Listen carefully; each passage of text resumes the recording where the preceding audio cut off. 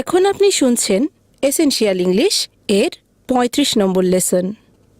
এই লেসনের নাম what would you like to drink?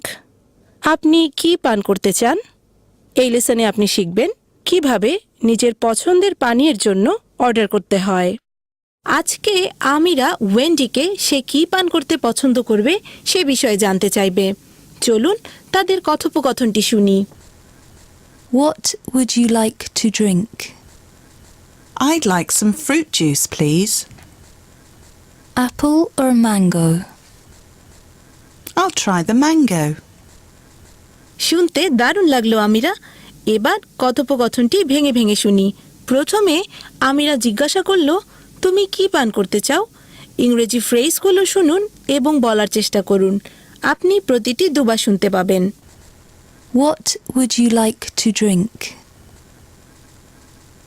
What would you like to drink?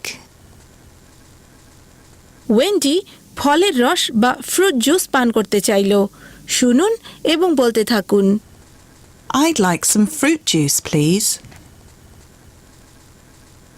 I'd like some fruit juice, please.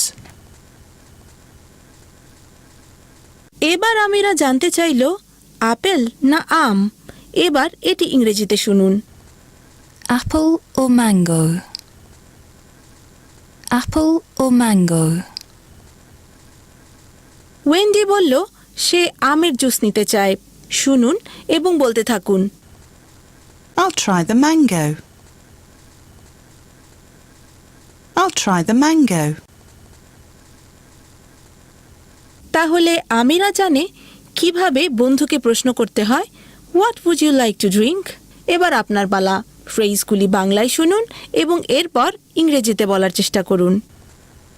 তুমি কি পান করতে চাও? ফ্রুট জুস খেলে ভালো হয়। আপেল না আম? আমি আমের জুস খেয়ে দেখতে চাই। খুব ভালো হয়েছে। এবার সম্পূর্ণ ইংরেজি সংলাপটি শুনে এতক্ষণ যা বলেছেন তা মিলিয়ে নিন। What would you like to drink? I'd like some fruit juice, please. Apple or mango? I'll try the mango.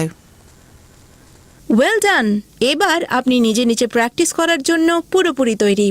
একজন বন্ধুকে সাথে নিয়ে তারা কি পান করতে চায় তা জিজ্ঞাসা করা প্র্যাকটিস করুন এবং আইল ট্রাই এই কাজের ফ্রেজটি ব্যবহার করতে ভুলবেন না।